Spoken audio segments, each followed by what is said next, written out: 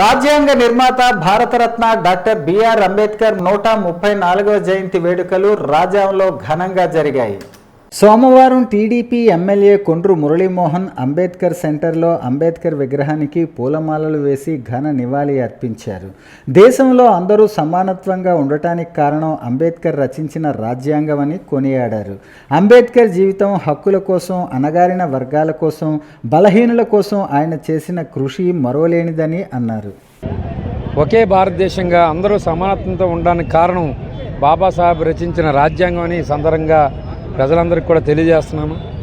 ముఖ్యంగా బాబాసాహెబ్ అంబేద్కర్ జీవితం అంతా కూడా హక్కుల కోసం, అణగారిన వర్గాల కోసం, బలహీనుల కోసం ఆయన చేసిన కృషి మరవలేనిది.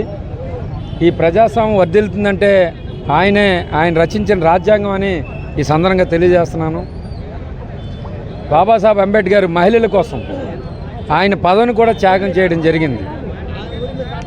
ఆయన ఏదైతే హిందూ కోడ్ బిల్లు కోసం, అంటే మహిళల సమాన హక్కుల కోసం, మహిళల ఆస్తి హక్కు కోసం, మహిళలు అంటే పునర్వివాహం కోసం ఆయన చేసిన కృషి మరవలేనిది.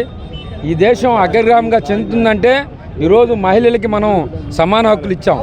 ఈ దేశం అగ్రగామిగా ముందుకెళ్తుందంటే అణగారిన వర్గాలకి, అలాగే బలహీనులకి అందరికి కూడా మరి ప్రాతినిధ్యం కల్పిస్తున్నాం. అందుకోసం ఇవన్నీ కూడా బాబాసాహెబ్ అంబేద్కర్ గురించి చెప్పుకోవాలంటే మరి గంటలు చెప్పుకోవచ్చు.